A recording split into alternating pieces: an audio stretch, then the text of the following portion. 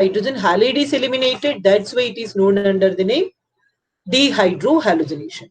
Why is it called beta elimination? It is because hydrogen atom in the beta position move along with the halogen atom. That's why it is known under the name beta elimination. Okay. So if number of beta hydrogen atom is 1, then the product is fixed. We get only single alkene. But in some cases, number of beta hydrogen atoms are more than 1. Then what will happen in those cases? In those cases, we have to follow one rule. Okay. So we will continue to see the rule. What are the rules governing the same? Okay. So now I am sharing my screen. Let us see.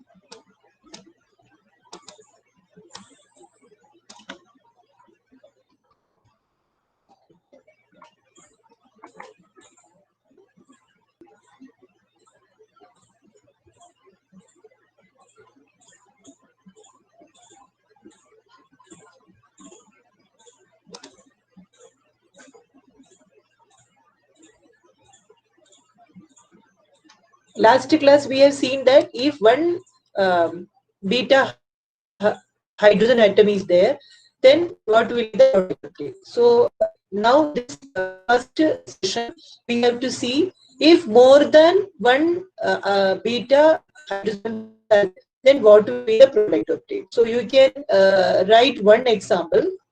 Write the example. It is all okay, and it is already coming. So let us see. It will take time, not much time.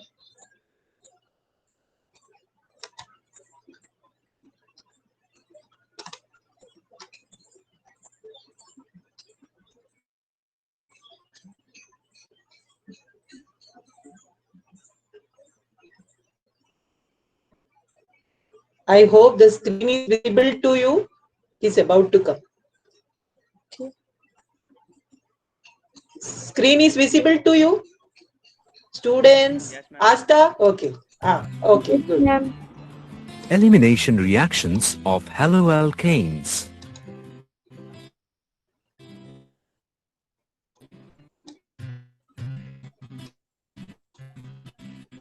Consider elimination of. So this is the second example we can write.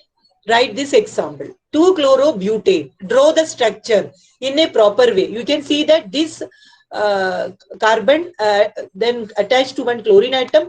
This you have to make the structure CH3. One H in this side, second H here, and one H in this side. And this also you have to elaborate the structure so that it will be easy to understand. Okay.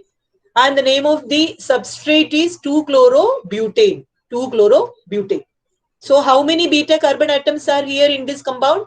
2 beta hydrogen beta carbon atoms are there. So 2 beta hydrogen atoms are also there. Okay, let us continue. 2-chlorobutane with 2 beta hydrogen atoms. In this case, there is a possibility of the formation of a mixture of products by the elimination at either of the 2 available beta positions. In beta positions. So you can draw the elimination process also. Okay. One is in the green circle, another is in the red circle. So green circle, you can mention it as product number 1, and in red circle, it is mentioned as product number 2. So that means 2 different ways hydrogen chloride is eliminated from the substrate. 2 different ways. Okay. Written. Yes, ma'am. Okay, good. Thank you. Anyone can say in between. If your written work completed, you please respond to me so that we can save time. In order to predict the preferred product, So you can mention the name of the scientist. He was a Russian chemist, Alexander Satsev. It pronunciation is like this, Satsev, and it can be pronounced like this, Setsev. Okay, Alexander. Russian chemist Alexander Zaitsev formulated a rule known as the Zaitsev's rule. This states that in dehydrohalogenation, This is the statement of Setsev rule. Very, very important. In dehydrohalogenation reactions, the alkene with greater number of alkyl groups attached to the doubly bonded carbon atom. Doubly bonded carbon atom means carbon atoms involved in the double bond is the preferred product, or preferred product is also known under the name major product. So there are two possible products. One is major product, another is minor product. So which product is major product? That particular alkene with a large number of alkyl group attached to the double bonded carbon atom formed as the major product. Write down the statement as such. Okay, very, very important.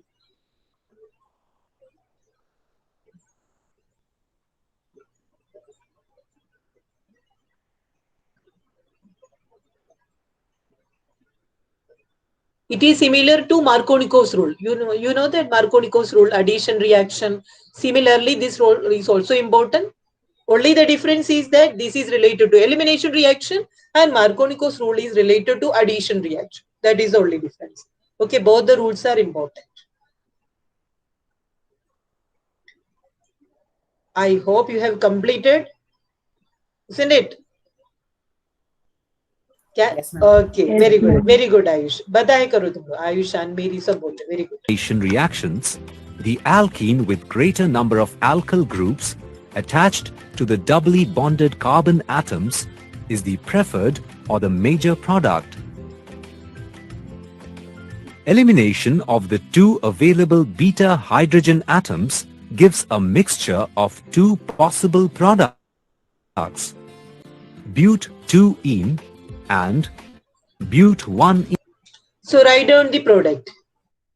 Similar way as it is mentioned in the screen. Same. But2-ene and but1-ene. Okay. Now look at this first case. This is double bonded carbon atom. Along with this carbon, one more carbon is attached. Here also one more carbon is attached. So that means both the side, two carbon atoms each. But what about this case? In this case, one side only one carbon.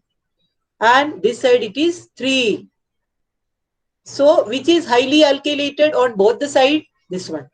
So this is formed as the major product and this is formed as the minor product. So you can mention it in bracket. This is the major product. You can see the cursor. And this is the minor product. Ene. But2-ene contains two alkyl groups attached to the carbon-carbon double bond, whereas but1-ene has one alkyl group. According to Zaitsev's rule, but2-ene is the preferred or the major product, and 1-ene is the minor product. So this is all about the elimination reaction. Okay. Now write the third type of reaction. Right. Third type of reaction. Write down the heading. Reaction with the metals. Reaction with the metals. Okay. Haloalkane react with certain metals. For example, haloalkane is capable of reacting with sodium, reacting with magnesium, and so on. Okay. Now, let us think about the product form. What are the possible product form during the reaction? Okay. So, let us think about that.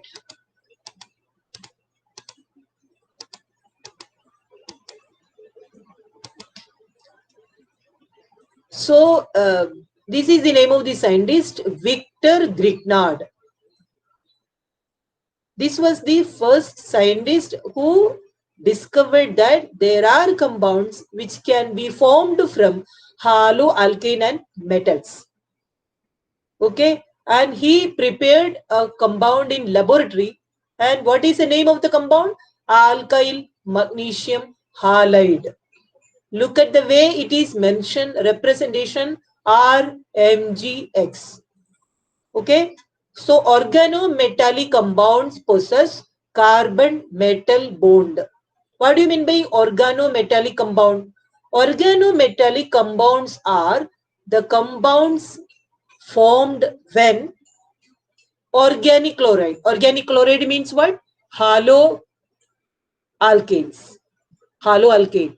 If halogen atom, in place of halogen atom, chlorine comes, so it is chloride. And if it is iodine, it is iodide. And if it is bromide, it is it is alkyl bromide or bromoalkane. Reacts with magnesium or sodium and lithium. These are the possible metals. So that means haloalkane is capable of reacting with all these three: sodium, magnesium, and lithium. Do you remember any particular reaction that we have learned related to any of these three metals? All you have learned. Anyone can say. Anyone. Any sodium Ma'am, containing organic. MgBr. MgBr is an inorganic compound. We are talking of a compound which is formed from organic compound and sodium combined. And I will give one clue. It is a name reaction. It is a name reaction. Maybe you can remember this video we have seen again the same. Woods reaction. Woods. Yes. Haloalkane react with sodium ether medium. We get a symmetrical alkane method of preparation. Okay. Magnesium we have learned. Grignard reagent is formed. Lithium also we have learned. But lithium we have learned in the form of a reducing agent. Lithium aluminum hydride. Okay, so it is a reducing agent. Anyway, so let us continue. So in this particular slide, what all things you have to remember?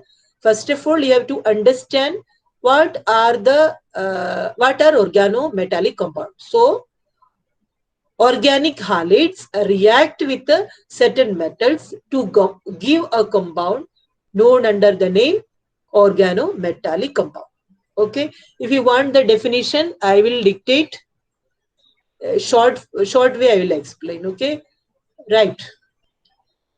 Organic halides. Organic halides. Organic halides means haloalkanes or haloarenes. Haloalkanes or haloarenes react with certain metals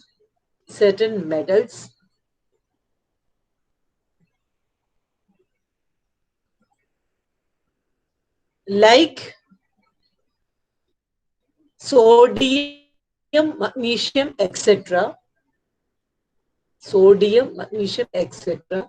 to give compounds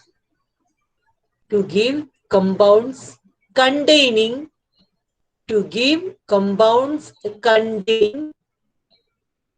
carbon metal bonds. Carbon metal bond. Such compounds are known as organometallic compounds. Such compounds are known as organometallic compounds. So this is all about the definition. Then you can write Victor Grignard was the first person who prepared an organometallic compound in the laboratory.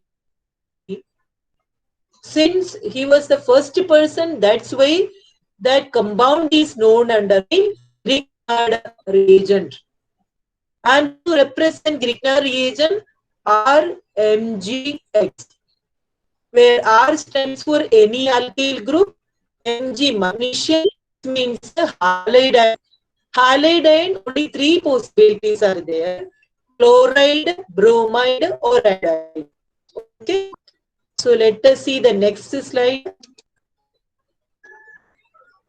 So this is the way he prepared it in the laboratory, and this reaction is important.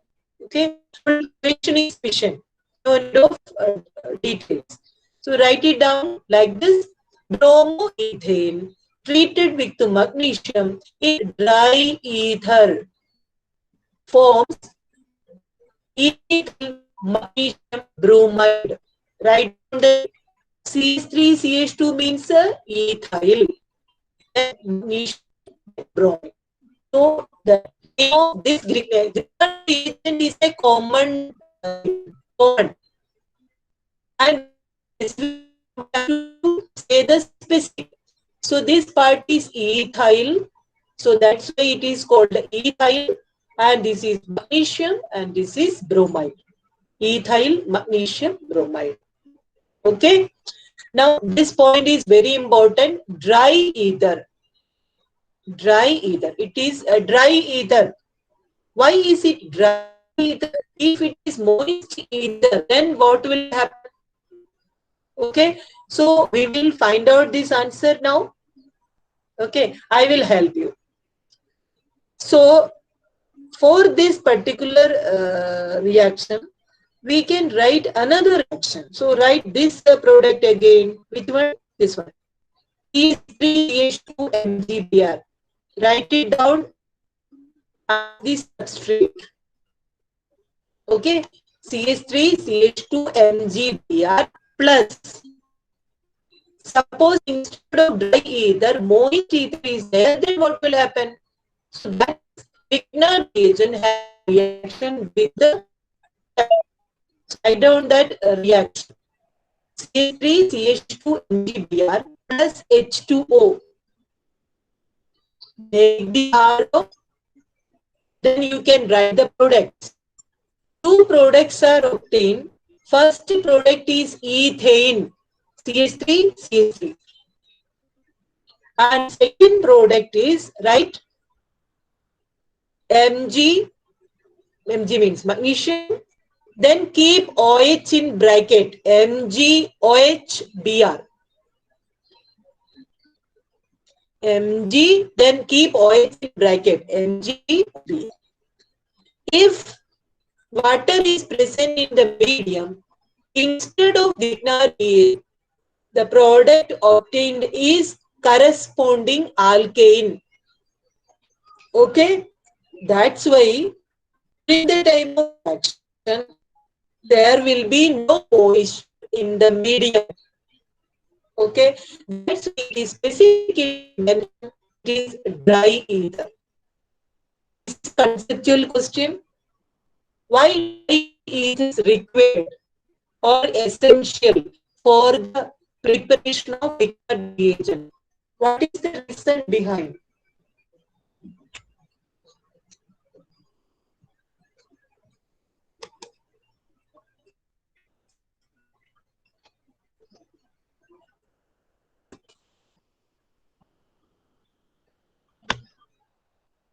Okay, so I hope it is clear to you.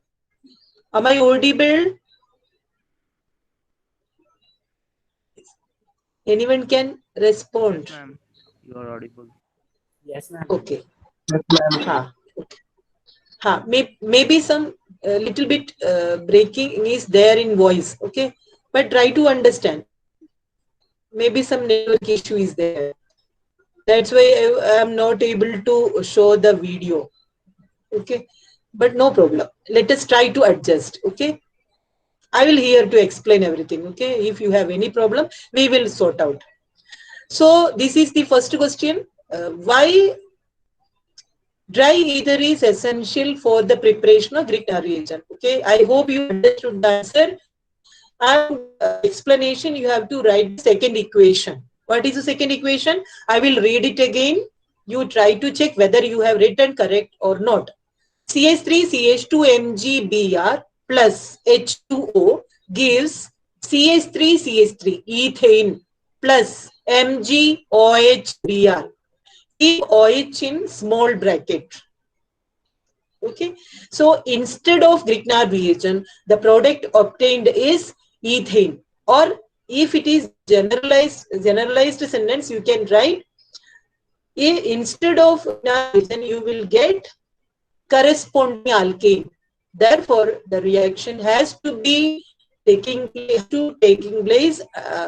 in dry ether medium. Okay, so this is all about the first part. Now come to the explanation regarding the bonding. And it is better you have to make a bond like this. RMgX. Make a bond. R, then a hyphen, then Mg, put another hyphen, then put X. And in between R and Mg, you can mention that this bond is covalent in nature. Covalent. The bond. That means the bond between carbon and magnesium. It is covalent in nature. Okay, it is covalent in nature, and this bond Mg and X. Mg metal and this is non-metal.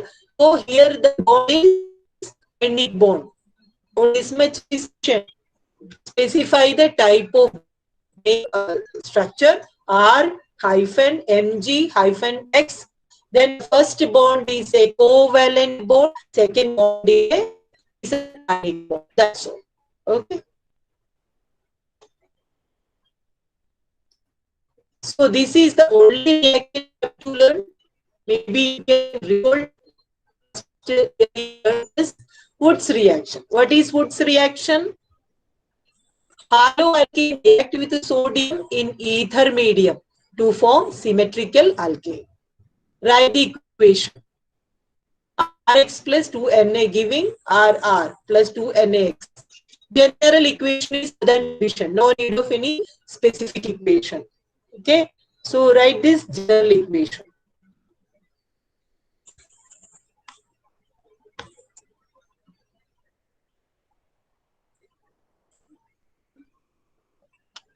This no need of writing this equation. No, this is not important. So this is all this particular slide. So this is the point to remember along with the third type of reaction, that is reaction with the metals. Clear? And now I am coming back to our class.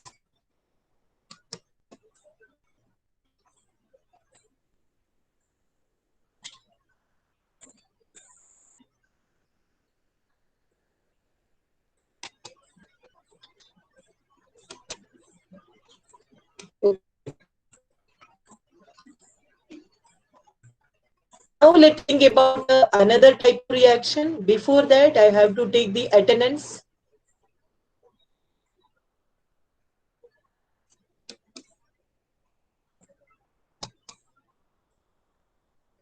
This is second time.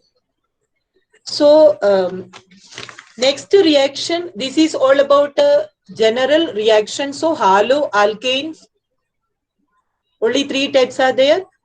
Substitution nucleophilic, SN1 reaction, SN2 reaction, then elimination reaction, reaction with the metals. Okay. Now let us think about another type of reaction. It is directly related to substitution nucleophilic reaction. And this is related to a term isomerism. So last year we have learned that isomerism broadly classified into two. One is called structural isomerism, another is called stereoisomerism. Structural isomerism we have learned in detail. Many branches are there. Chain isomerism, position isomerism, functional isomerism, metamerism, ketoenol tautomerism. Am I audible to everyone? Am I audible? Yes, ma'am. Yes, ma'am. Okay. Yes, ma'am. Is it clear to you? समझ में आ रहा है? Can you recall all these terms? Okay. Now, second type of isomerism is stereoisomerism. Stereoisomerism, two branches are there. One is called cis-trans isomerism. It is also known as geometrical isomerism. Second type is called optical isomerism. Okay. This year we will discuss optical isomerism. So for that, I have prepared, I have make ready one video. Let us see.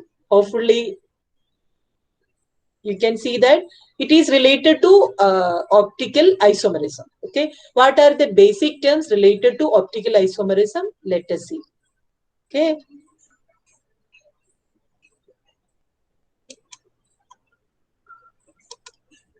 Now I am sharing.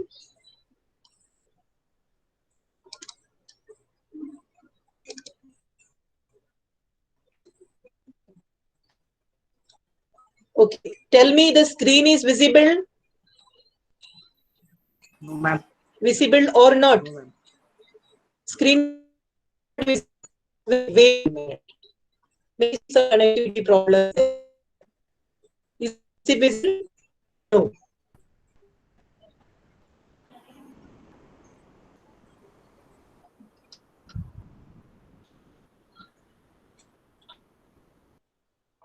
Students,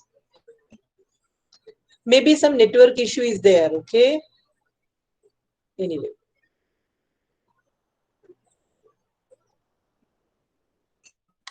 Ma'am, it's visible.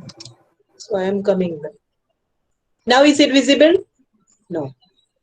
It was visible.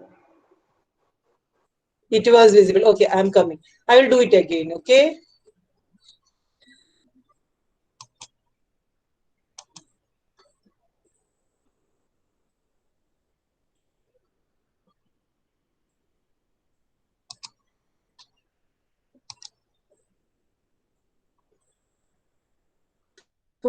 Patience रखना, ठीक है? Because it is there. I know, I can understand. Now is it visible? No, ma'am. Molecular symmetry are Audio is also not visible, not audible. Ma'am, only the audio is audible. Okay, then wait. Ma'am, the screen is visible. This is because of network issue. Don't worry. Okay. If any problem is coming in between, we will stop there. Okay. Now let me start. Huh? reality and enantiomers. If all the four substituents attached to car are different, the resulting molecule will lack symmetry. Such molecule is called asymmetric. So this is first term you have to discuss. Which one? Asymmetric molecule. What is the meaning of the term asymmetric molecule? Am I audible? Am I audible? Yes, ma'am. Am I audible? Okay. Then Yes, listen me ma'am. very carefully. Okay. So, screen is you write down this particular term. Asymmetric molecule. Asymmetric molecule. What is an this is a base of optical isomerism? Okay. So asymmetric molecule means if all the four valencies of the carbon atoms are all four valencies of the carbon atoms are satisfied by means of different atoms or group of atoms. I will repeat. If all the 4 valencies of carbon atoms are, if all the 4 valencies of carbon atoms are satisfied by means of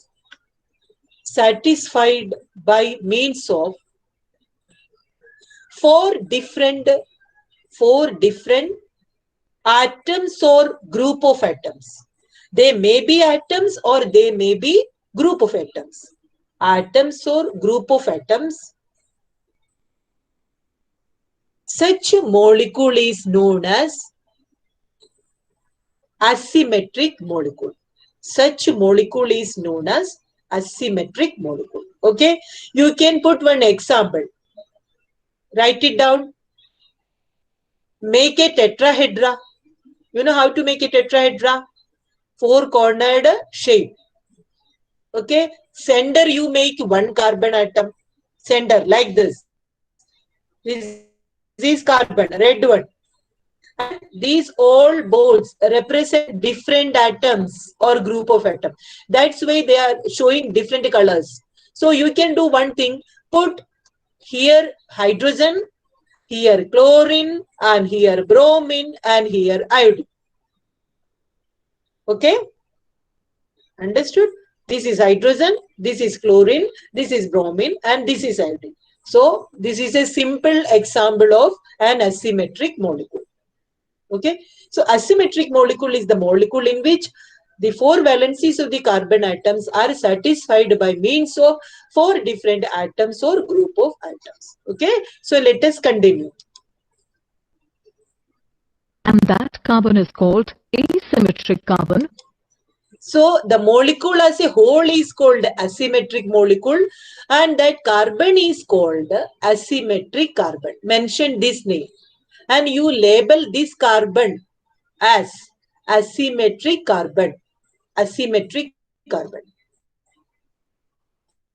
The carbon is called asymmetric carbon and the molecule is called asymmetric molecule. Okay? Asymmetry. What do you mean by asymmetry? It lacks its symmetry because all the 4 valencies are satisfied with different atoms or group of atoms. That's it. Or stereocenter. Asymmetry of molecule is responsible for optical activity. So this is the key point. Asymmetry of molecule is the responsible for optical activity of organic compound. This is the base of optical activity of an organic compound. So that means if a compound, organic compound is optically active, so it means the molecule is asymmetric or the molecule has an asymmetric carbon atom. Suppose a compound contains 6 carbon atoms. So it is not necessary that all the 6 carbon atoms are asymmetric carbon atoms.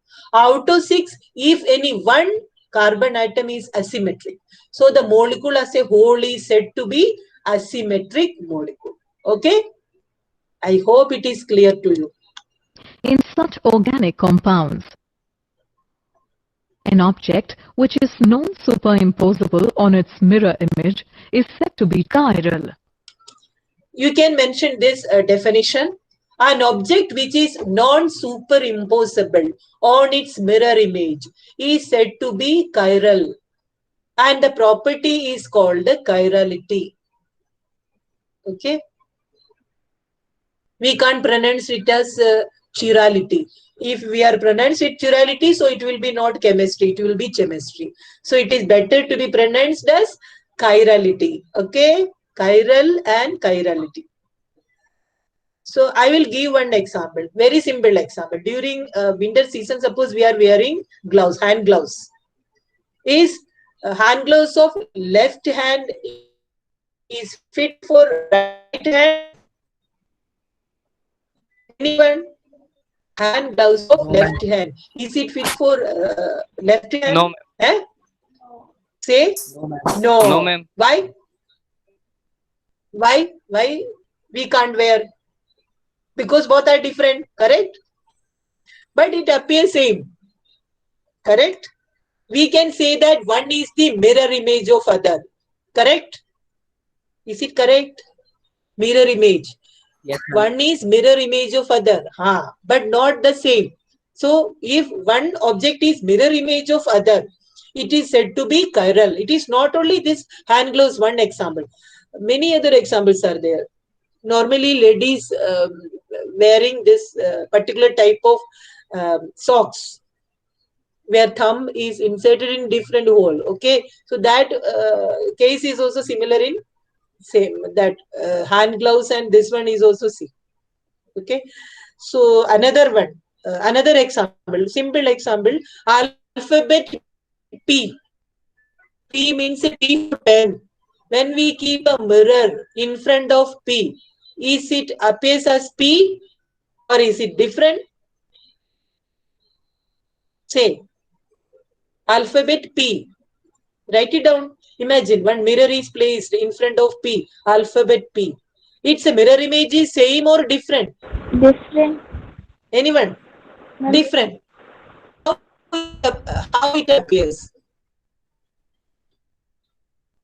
एक बार लिख के देखो. P appears as cube, reverse. Any other alphabet? Its object and mirror image are different. Any other alphabet? How many alphabets are there? Do you remember? Out of this, which alphabet is also appears the same way? Object and mirror image are different. Say any other example. N. N.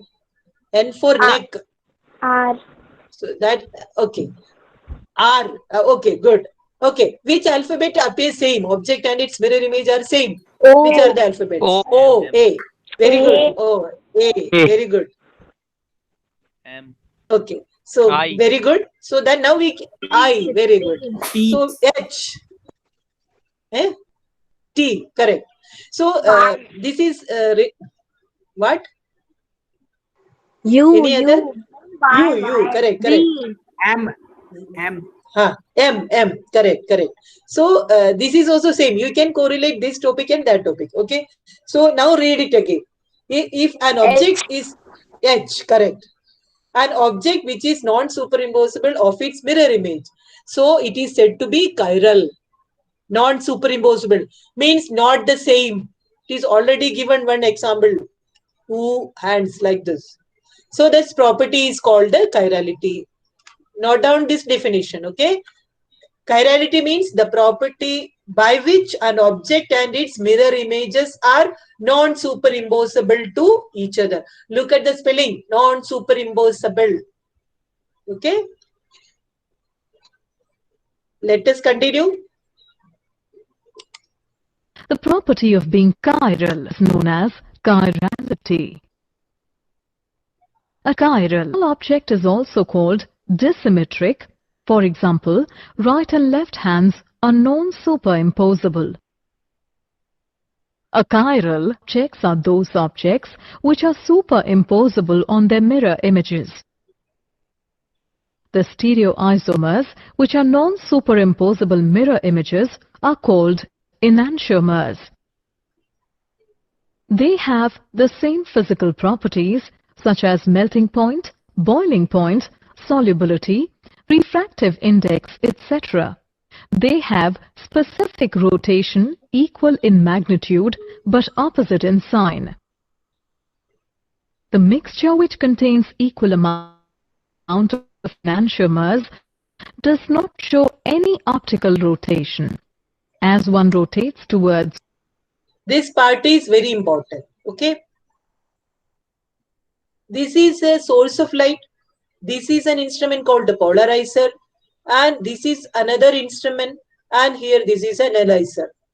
So you can see that I will right and other rotates towards equal amount of enantiomers does not show any optical rotation. As one rotates. So you can see that when it is moving, a wave is moving, there is no change when it is moved through a polarizer. or through analyzer, there is no change in that particular wave. It is a type of wave. Okay, so in that cases, we can say that its optical rotation is zero. Optical rotation means there is no change in the deflection. It is not deflected neither to left side nor to the right side.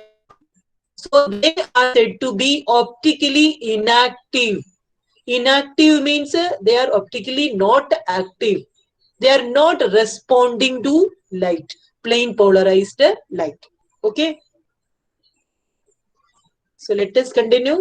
rotates towards right and other rotates towards left, and consequently the net optical rotation is zero. This mixture is known as racemic mixture. You can mention the term racemic mixture. Look at this racemic mixture. And here you can write the meaning. Racemic mixture means optically inactive mixture. Optically inactive. Okay, optically inactive. I will give one example. Okay, read the first sentence. Mixture which contains equal amount of enantiomers does not show any optical rotation, as one rotates towards right and the other rotate towards left, and consequently net optical rotation is zero. I will give very simple example. What is the formula of glucose? Anyone? What is the formula of glucose? C6H12O6. C6H12O6. Very good. That is the formula of glucose. What is the formula of fructose? What is the formula of fructose? Anyone? You know what is fructose? Anyone can say what is fructose? Ma'am, fruit sugar. Okay, I'll tell you. Very good. Sugar content. Sugar. It is called sugar in fruits. That's why it is called fructose. And you know, fructose also has, it has the same formula, C6H12O6. See, glucose and fructose has the same formula, C6H12O6. But how they differ? They differ in their optical activity. When we keep glucose in the same apparatus, polarizer, it shows optical rotation. Optical rotation means the deflection, you can see it is on the right side. The wave will be rotated on the right side. At the same time, when we keep fructose in the polarizer, it shows a deflection towards left side. So we can say that glucose is dextrorotatory. Dextro means a rotation towards right. And fructose is levorotatory, L-A-E-V-O, levorotatory. Levorotatory means deflection towards left. And imagine when we take 50 ml glucose solution and 50 ml of fructose solution, when we mix the solution together, then what will happen? One will be rotated towards the left, another is in the right. Both will be getting cancelled. So the net optical rotation is zero. That type of mixture is said to be racemic mixture. So I will stop the topic here. And next class, I will show you the detailed structure regarding dextro and levo. Okay. I'm stop sharing and I'm coming back to our class. Good.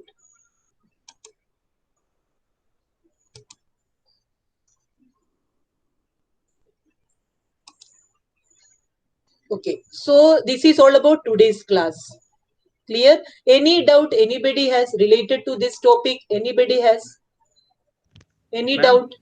Yes. Manjul. What is the difference between enantiomers and chirality? Ma'am, both are non-superimposable on its mirror image. Both are optically active. Enantiomer term is related to optical rotation. Okay,